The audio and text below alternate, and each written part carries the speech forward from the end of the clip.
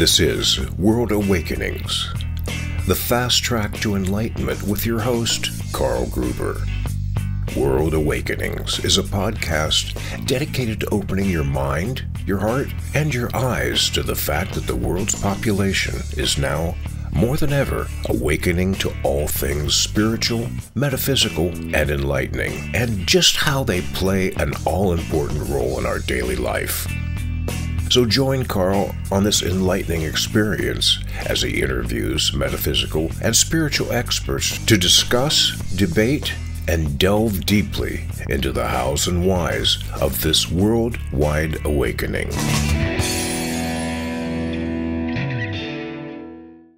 One of the greatest things you can do for the overall quality of your life and maintaining excellent health throughout your lifetime is exercising. And for me, my exercise of choice is running. Hi, I'm Carl Gruber, the author of the short ebook, The Jogger to Runner book. I've been a runner for over 40 years, and I've completed 78 marathons. Now, running is my passion, and that is why I wrote this short, concise, and easy-to-use ebook to help you become a runner too. So if you're now walking or just slowly jogging but have the desire to begin running, the Jogger to Runner book is now available for just $1.99. Just scan the QR code you see on the screen now to get your copy. You don't have to run a marathon or even race, just run for the joy of it and run for a better quality of life. That's the Jogger to Runner book. Get your copy today.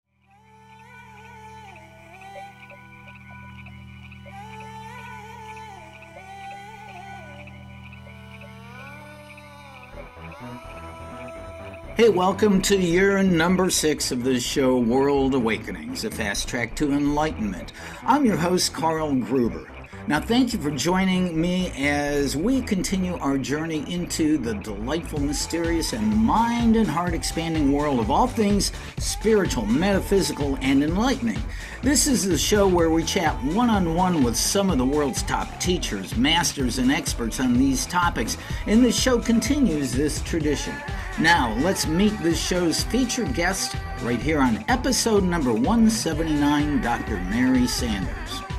Now, Dr. Mary Sanders is an energetic healer with a doctorate in chiropractic and a certification in positive psychology, plus a master's degree in intuition medicine.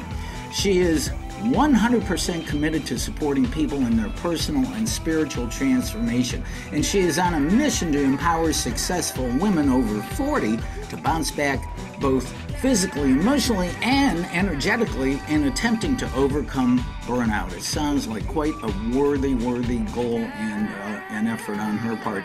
So with that, welcome, Mary.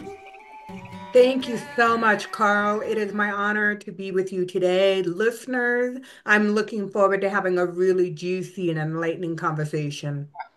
I love it. I love how you put that, juicy, yes. Well, let's find out. You are, as I mentioned to you before we came on here, you are an interesting lady. Each of our lives is a book. So we're going to find out about the Book of Mary and go from there. You know, you have quite a well-rounded education around all things focused on the well-being of your body, mind, and spirit. But I read that after 27 years in business, you were at the burnout point. What happened to make you undergo transformation to who you are today? Well, let's just say that be careful for what it is that you wish for. You, of all people, know the law of attraction. And I thought, starting out as a young business person, that I wanted to have a highly successful business. And gosh darn it, I got it. And so that meant that I was working at a pace in which I felt like I was in a mode of survival. I was not thriving and I was not very happy. And so, to make a long story short, it affected the multidimensional aspects of my life. And my husband looked at me and he convinced me that it was time for me to leave that business. And to make a long story short, we uprooted and left our lives behind us, and we moved to the other side of the world. And I woke up in Ho Chi Minh City, Vietnam, and we were there for 2.5 years. Wow. Wow, what a move. Did Yeah. Did that help? Well, literally, that's a great question. Literally, when I first was there for the first 3 months, I felt like I was a little topsy-turvy. Like I literally was on the other side of the world. So I felt a little upside down, energetically and physically for the first 3 months. But something really beautiful happened. The silver lining in this story is that for the first time in my adult life, I had some time. Mm, And so with that time, I completed my yoga teacher's certification down in Bali, Indonesia, and then came back and got heavily involved in meditation. mm. So I had the time to explore the depths of what happens in between the ears. And some really magical, wonderful things were starting to happen. And I wanted to know, like, the neuroscience behind what was happening in meditation. And so that prompted me to go learn with Dr. Tal Ben Shahar. He was talking all about happiness, but one of the things that he was teaching was the neuroscience. And so I picked up, uprooted, and did some training in New York and started to better understand, what happens with people in order to allow them to shift their mindset into more of a thriving environment opposed to a surviving environment. Well, I am curious, how the heck did you choose Ho Chi Minh City, which used to be called before the Vietnam War Hanoi, and why there? Why did you choose that place to live? Well, Ho Chi Minh City, there is an American Academy, which is an international school specifically for the Vietnamese kids. And it was a sister school to an international school company. So my husband is in education. And so we went over there for him to acquire a headmaster position. So Hmm. that's what drove us over there. And so I essentially, and I hate this term, but it's true, I was a trailing spouse. So that afforded me the opportunity to explore some areas of interest. Well, and also, all those things you studied, yoga and meditation, you certainly went to the right place because, as we know, Southeast Asia has a long, long history, thousands and thousands of years old of studying those things too. Yeah, absolutely. And it was an honor. It was an honor to be living in a different culture. Obviously, there was a language barrier, there was an understanding of the culture and the roles that people play. So there was a lot that I got to witness. And so when I say witness, I'm talking about perceiving an environment above and beyond the traditional five senses. So from that perspective, I mean, the United States is pretty predictable. When you walk into a Whole Foods, you can almost predict the energy patterns. Or if you go to Target, you get the same thing. But when you're in Ho Chi Minh City and everything is new, then your awareness and your perception is heightened. And so I got to witness quite a large amount of beautiful things. Yeah, wow, what a great experience that is. And one other thing too, just delving into your earlier life, I read that you already had your doctorate in chiropractic by the time you were 25. So you were quite a driven young woman, and I think I saw your whole family is like that, right? Yes, yes. Thank you for observing and pointing that out. Yes, I was the youngest of three girls. Both of my parents were educators. And part of my story that is kind of important, better understanding the desire to excel and the rigidity of my personality, is that I was born hearing impaired. And so my hearing capacity is 50% of a normal person. And so I went probably 3 years, the first 3 years of my life being undiagnosed. And Mm. so consequently, my parents, utilizing the tools that they had at that time, decided to mainstream me for my education.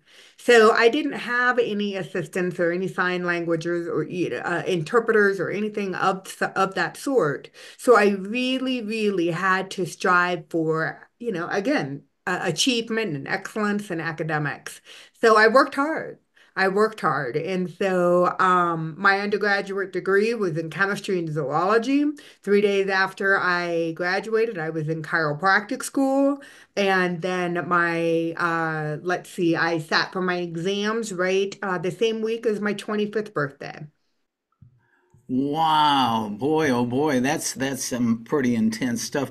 So, at what point were you able to? I'm guessing, what do they call it, a cochlear ear implant? Did you get something like that to help you with it? No, no, I never really was a candidate for a cochlear implant. That's a great question. Initially, I think during my elementary, middle school, possibly even my high school years, I just had one hearing aid. And then as an adult, I valued my hearing so much that, I was, paying for my hearing aid. So I chose to get two. So then, I started to really understand life and balance, if you will. So much was happening energetically at that time, so much was happening neurologically at that time. So it is a big part of who I am today. Yeah, very, very interesting stuff. Well, and also, as I continue to pursue this, you can slug me in the arm if you get sick of it. How did you choose the chiropractic field in the first place? Carl, I kid you not, this sounds like a fib, but it is not. I knew at the age of 3 that I was destined, literally, like my purpose was to have my hands on people. Hmm. Like I just came into this world wanting to touch, feel, and sense as much as I possibly could. And so it was one of those things that, I loved having my hands on people and I would massage who's ever back, they wanted me to massage. And I remember at a young age, my sister said, oh, she's going to grow up to be a masseuse. And at that time, that had a negative connotation. And my father was like, no, I don't think so. So when I started to excel academically, I thought perhaps I wanted to be a physical therapist. So I went and I worked in a hospital for a while, and I witnessed that when there was a turnover of the head of the department, that it was always transferred over to another male, even though that the physical therapy departments at that time were primarily female dominated. The leadership positions, unfortunately, the women were just not selected for those positions. So I learned that I wanted to have a little bit of more equality, if you will. And number two, I wanted to be in a well type environment. I did not want to be in hospitals. I didn't want to be surrounded by sick people. I wanted to be in an environment in which people were healthy and thriving.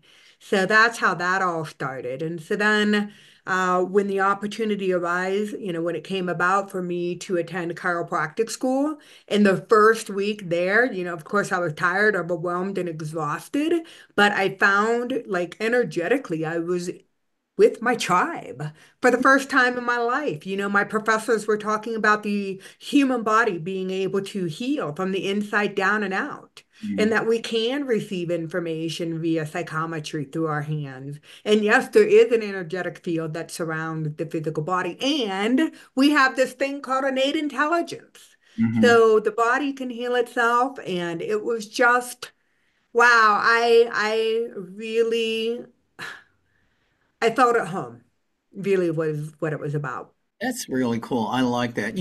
The fact that you ever since you were a child like to have your hands on people and massaging them, etc. You must have a natural Reiki energy healing ability. There is a lot of energy that runs through me.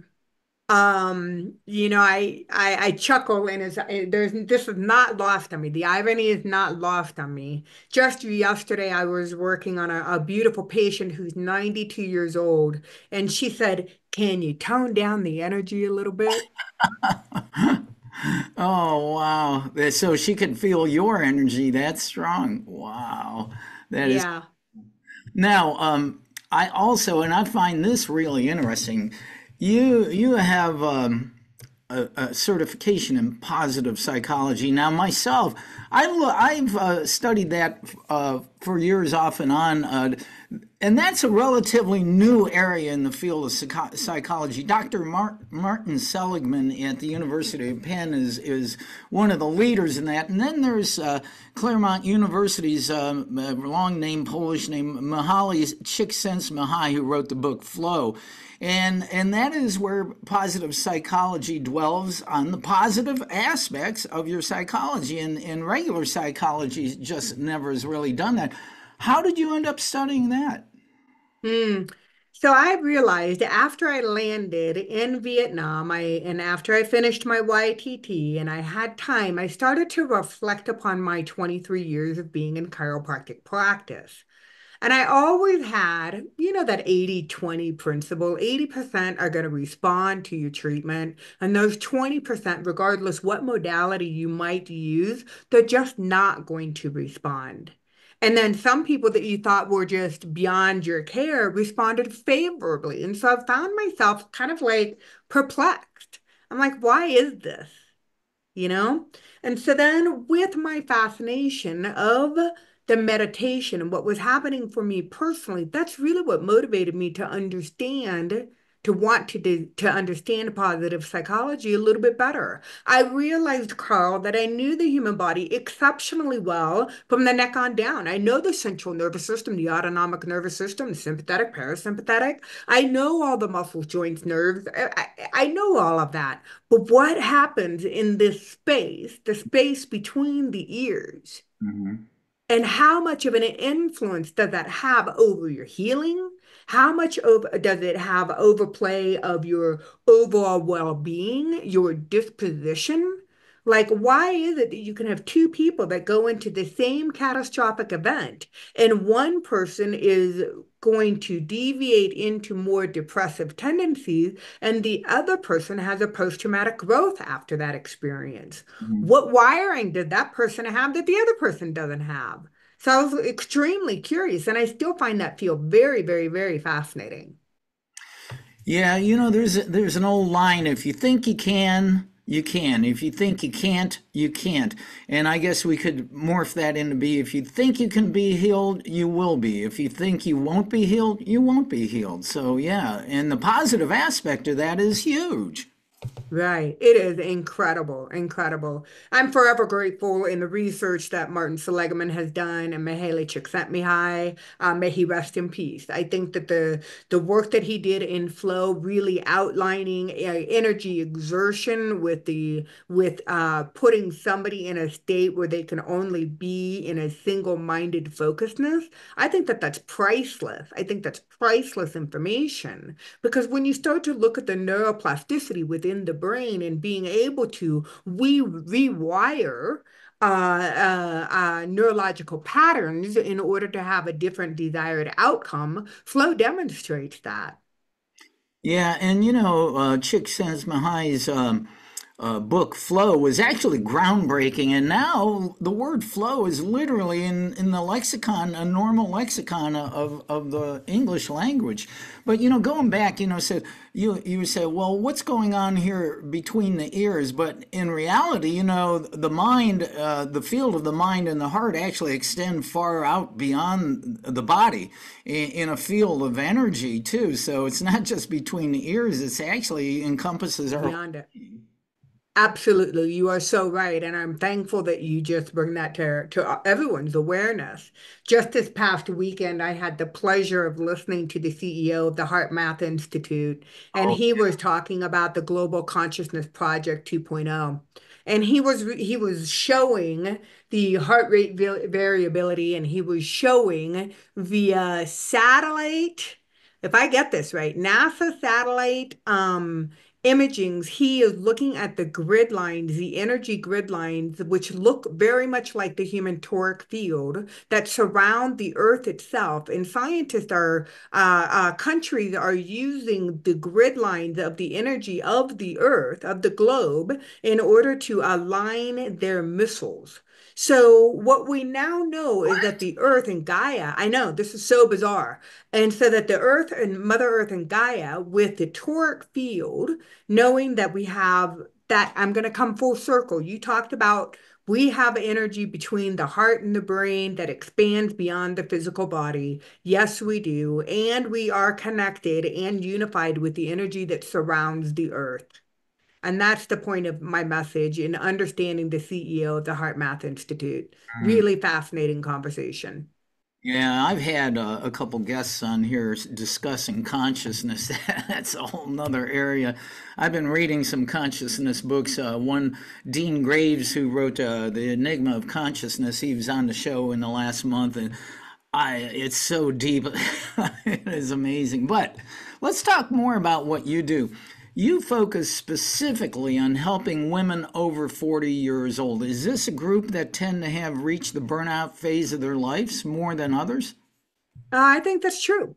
I think that's true because at that period in life, you have a certain amount of accolades that one experiences professionally, but you also have the personal commitments, whether it be to your grown children or to the aging parents. And so sometimes the energy output gets compounded during that age. And truthfully, my transitioning over the last couple of years is that I'm really in support of any human who wants to spiritually evolve and go through physical and energetic transformation. That's my why. That's my overall why do I wake up every day? That's it. Yeah, yeah. But what is it about that 40-year-old age? I mean, it's just that point of life. It's kind of a tipping point, huh?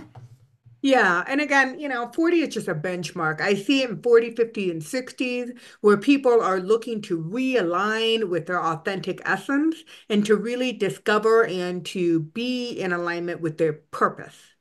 Mm-hmm. Above and beyond just something that's much bigger than themselves, something that's outside of themselves. They want to align with this. Yeah, and I think a lot of us who reach the 40, 50, or whatever mark, we go, is there's got to be more than this. Hmm. Yeah, That's when you wake up and you say, that's it? That's what I've been working so hard for? That's why I've been busting my bum back there? yeah. Yeah. Well, and two, men, of course, reach burnout too. I mean, is Yeah. there, and I'm sure at some point, even though you focus on women, you work with both men and women. Is there a evident difference between men and women who reach that point, or is it usually for the same reasons of burnout? I think it's for the same reasons. And yes, I do support men. One thing that I will share from an energetic perspective, when I'm holding sacred space remotely for another beautiful human, I have a tendency of being able to feel and better interpret the messages with women, and they're more open to the messages. And not to say that I'm not accurate in reading men, because it is accurate. Sometimes they're just not willing to look at the truth. God bless us, men. Yeah. We love you, though. We love you. Thank you. We love you too. Um, well, I would be interested if you could tell us some stories that you have encountered with specific women who you've helped overcome burnout and find their true life purpose. Anything that stands out that you might be able to relate where you saw some fabulous success in their change? Hmm. So I'm thinking of a specific woman, and she must have been, let's call her Amy for the sake of the conversation. Amy must have been, she was approaching 60. And to make a long story short, she had a couple of career changes, couple of marriages, and she just found that her physical health was starting to decline. And she had been diagnosed with a rare blood cancer disorder within the bone marrow. Mm. So, one of Amy's kind of discussions for me revolved around safety and also trust. And so, what we found as we were holding space energetically for Amy, that when she was when over the years, doing due to the sympathetic dominance, due to her lifestyle, due to her constant need to achieve and to look for external validation, she depleted her adrenal system and she became very fatigued. And that I think is what compromised the immune system and set her up for the rare blood cancer. So with time, okay, this is the case in which I consider my input just to be a facilitator, one facilitator in a big, beautiful, oh goodness, collective healing environment for this woman. She also sought out the assistance because we knew that nutritionally she was off. She went and got some functional blood medicine to better understand her blood panels. She did some more. She did some psychiatry. She did some ISTDP, so intensive short-term psychotherapy. So she was hitting it from all angles. But to make a long story short, she found her alignment, her purpose, her path, her body, the biomarkers of the cancer indicators went down. She found stability in her relationships, and she was able to trust in to the process of what we call life. Yeah, that's beautiful because you talked about this earlier. The body can heal itself, but you have to change your mind about the healing. You have to change your thoughts about healing so that your body follows suit. Yeah, I'm going to take it one step further, Carl. I believe that all of us are born with a somatic wisdom, meaning within the trillions of the cells that we house within our physical body, we have stored memories, memories of adverse childhood reactions or traumas, big T traumas, small T traumas. They get housed within the physical body. And what we're learning through quantum biology and quantum neurology is that we have the ability to process and to listen to the somatic wisdom, the messages from the body, Mhm. and the body from a neurological perspective, specifically when it comes to the vagus nerve, 80% of the fibers come from the physical body back up to the brain. Now, I'm not downplaying the importance of the mindset and the belief systems of the brain because they are important, but more importantly is the somatic information. What does the body tell us? Where are you holding stress, tension? Where do you feel tight? Where do you feel expansive? Where do you feel a lack of flow or lack of vitality? If you start asking people, they intuitively know where the energy is not flowing within their body. Boy, that's beautiful that you point that out because I think any of us who study healing and the body's ability to heal, we understand almost intuitively, like you said, that all illness and even accidents happen from energetic blocks created from various areas of our in our life, and when those energy blocks get stuck in our chakra, then the body reacts by going off course, being sick. Yeah. Um, I'd like to talk a little, kind of sequentially, step by step, as to how I have witnessed this being stored within the body. And so you mentioned it, Carl, just a few minutes ago. You talked about a biofield that surrounds each and every single one of us. And this is an electromagnetic current that surrounds us. And it can be, three inches from the body to 3 feet surrounding the body. And there are various different layers of this biofield. And so, if the environment sends you energy, first and foremost, you have to allow that energy on some conscious or subconscious level to enter into your biofield. And so it may not be traumatic to you if it's just a single occurrence, but if it's something repetitive, it will create a hole, a perforation, or a tear, or slice through these various different layers of the energy field that surrounds you. And so eventually the energy or the environmental energy will penetrate through the various different layers and reach into a major chakra. And from this area, you will receive, assimilate, and process that information. And then chemically, it stirs up the endocrine gland associated with that energy center, and that gland produces specific hormones. And so those hormones get picked up by the blood supply and also the nervous system and sends a signal straight up the spine, up into the brain to respond to or to create neuropeptides. So there's so much that's happening from quantum biology, quantum neurology, when we understand how energy transfers and enters into the physical body and what our body does with that information. Wow, everything's connected, huh? Beautifully so. The human body never, ever ceases to amaze me. Wow, that was so beautifully explained. Thank you for that.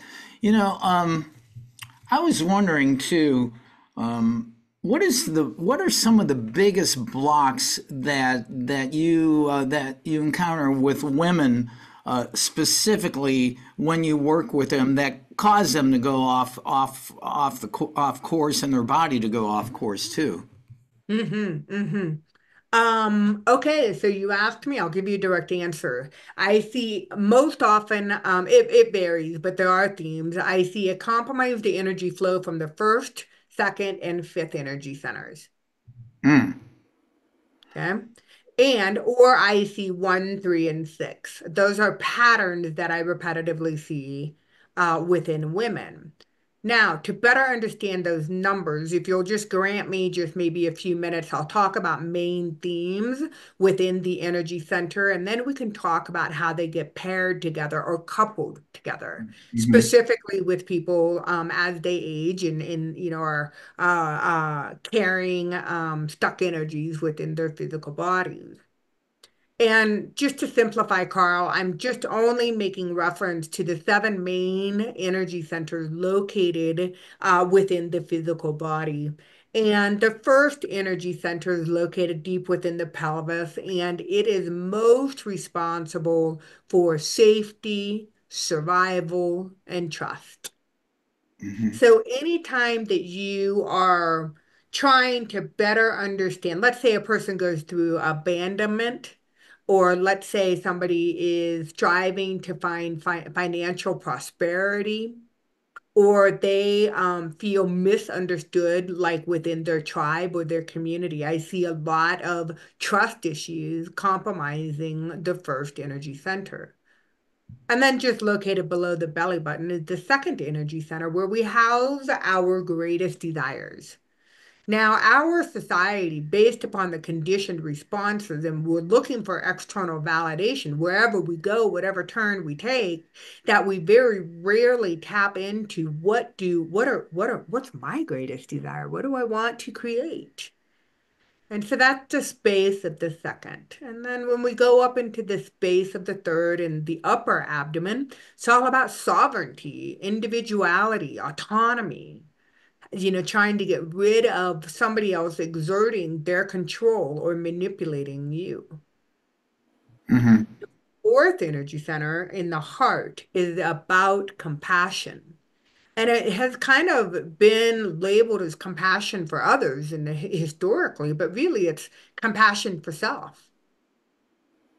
And then located within the throat, you get connected into the authentic expression of self, into the space of the sixth is all about seeing clearly. And then on top of the head, it's about connecting with all that exists. So when I couple one, two, and five, we have somebody that is perhaps been raised in a critical or authoritative home environment, mm, and they feel misunderstood or judged. And so their environment, they don't perceive it as safe. So it's difficult for these individuals to truly ground and to have the idea of what it is that brings them a desire and how they choose to show up in this world and express it. I mean, that's common. That's more common than not. And for those listeners, when you're listening, there may be a part of you that resonates with this. And it's not, shame-based by any means. It's just an awareness of the energy that resides within you. It's tapping into that wisdom. So it's good to know these things about yourself. That's really interesting about how there's certain energy centers that resonate with your problems and your healing. But I really like how you explain that. But I would also too. There's a great spiritual aspect of your work. Tell us how that plays a role in helping both you and your clients. Mm. So. I mentioned that when we moved to Ho Chi Minh City, Vietnam, I got heavy into meditation. So I've been a big meditator now for over 15 years. And when I got heavy into meditation, and I talked about this, it's like something magical was beginning to happen to me, and I really couldn't understand it. And that's what led me to understand the neuroscience. But what was happening is that my senses, my ability to perceive information was much greater than my traditional five senses. So in my meditations, I'm able to access a part of my brain, surround like the center of it. It's not my analyzer, it's not my ability to strategize, organize, or execute something. I shift away from the frontal lobe, the prefrontal cortex, the space behind the forehead, and my awareness begins to settle a little deeper back. And within that space, I receive information, not analytical information, but abstract information, direct knowing information, information via my physical body from a clairsentient perspective, or it's just a beautiful place to be. So it serves me because I believe that every time I hold space for another person's healing journey, I receive a healing. So I love, like, there's nothing more sacred to me than holding space for another person's transformational change. It is like such an honor to witness.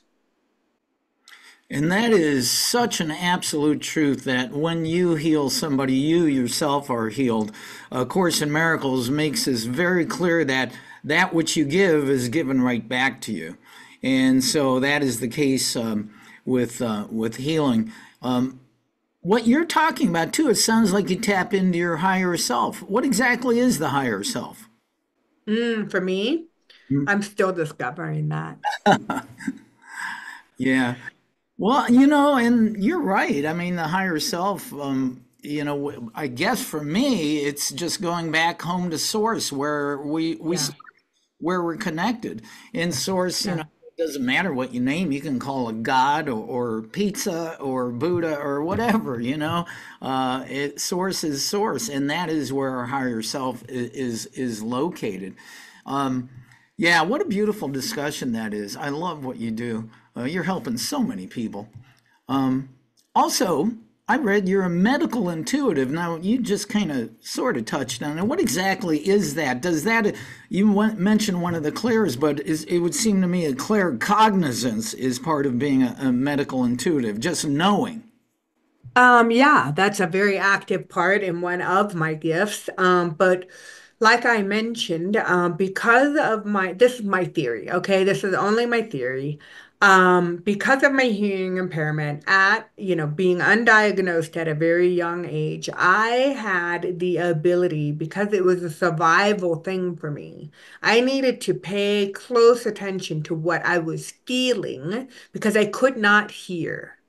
So my clairsentience is kind of off the chart.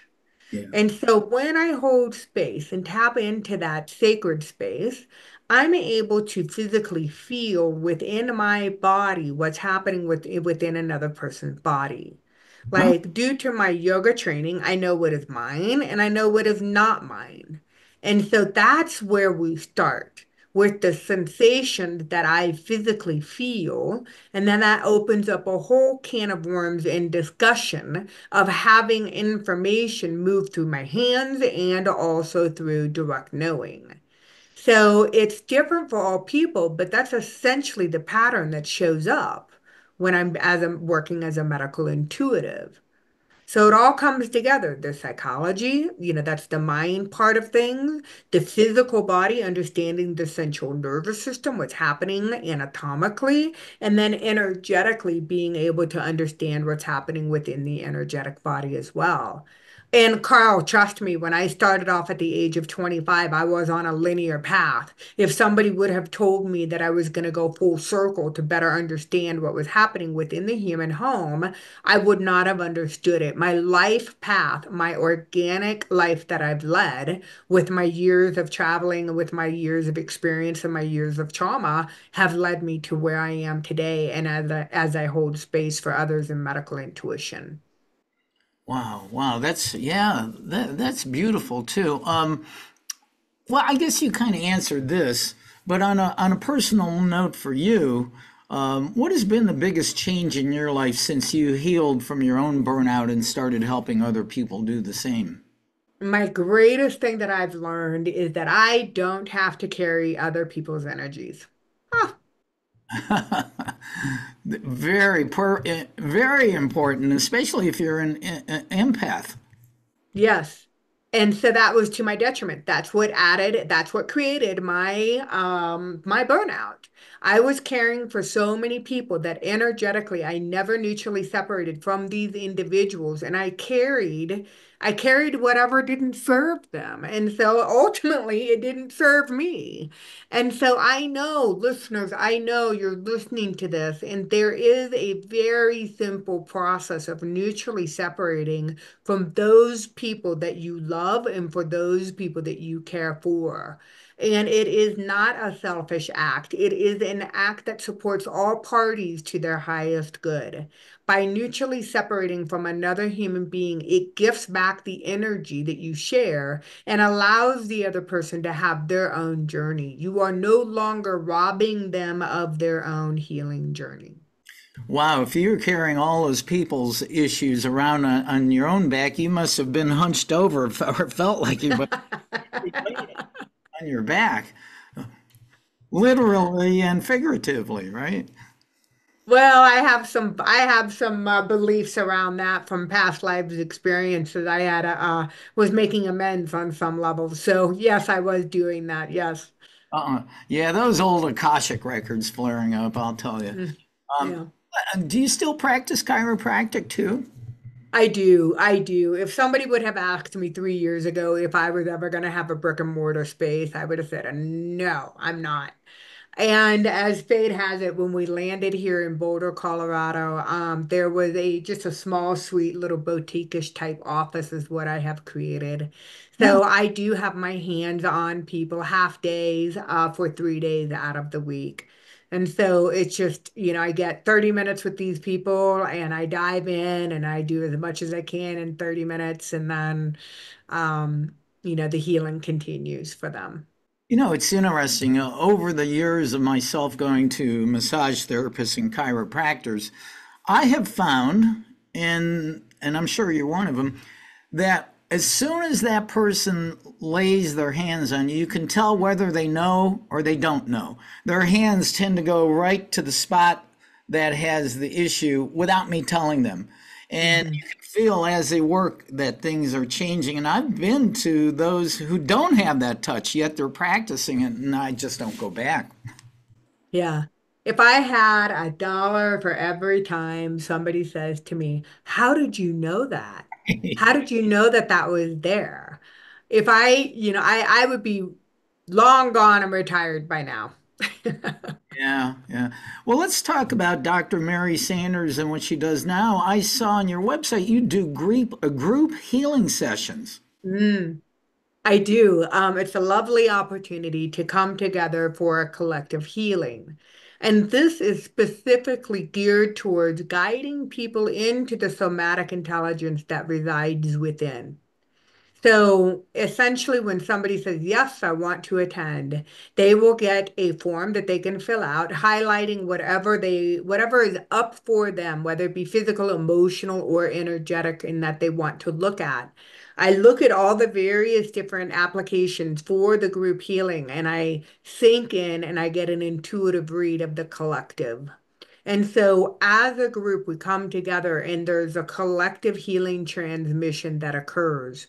And inevitably, the end result is that the person who is part of the collective receives individual information about their own healing journey, about their somatic body. So that's what the group healing environment is. And it happens once a month, typically on the third Tuesday of every month. I want it to be affordable so that people can really experience the work. So the fee for attending is $35. It's an hour-long session. Wow, that's very cool. And people can just go to your website and do that, yeah? And tap into whatever class sounds best for them. And what is your website? My website is www.drmarysanders.com.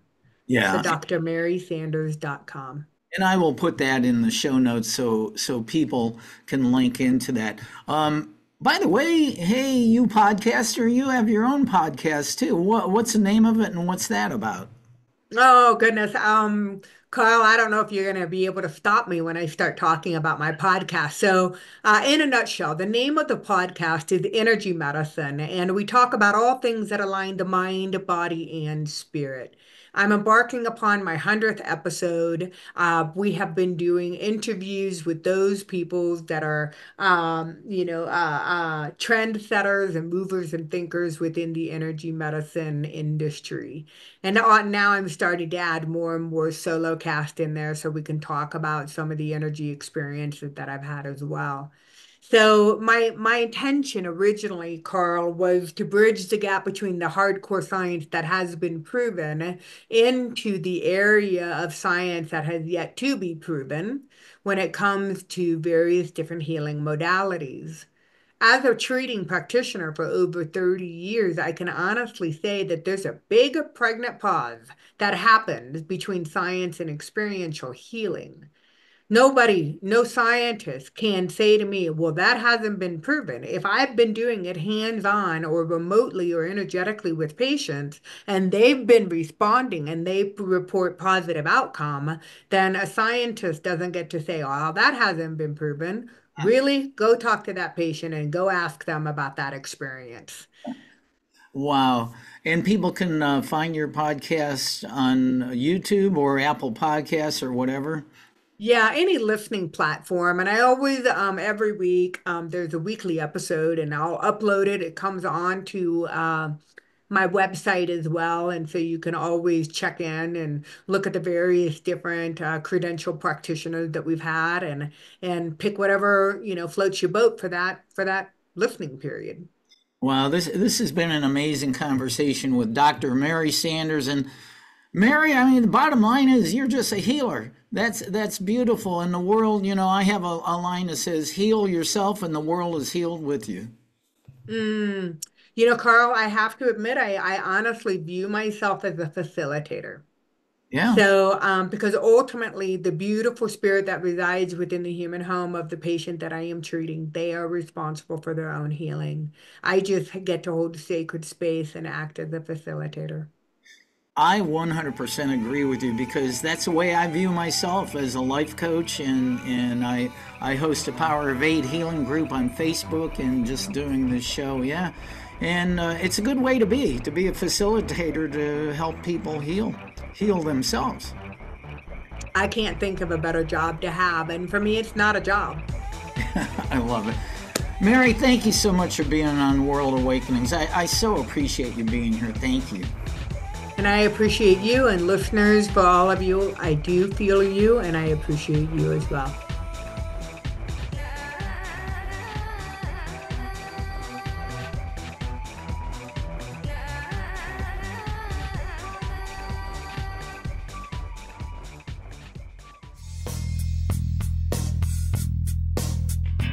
This has been another episode of World Awakenings, the fast track to enlightenment with host Carl Gruber, a certified law of attraction life coach.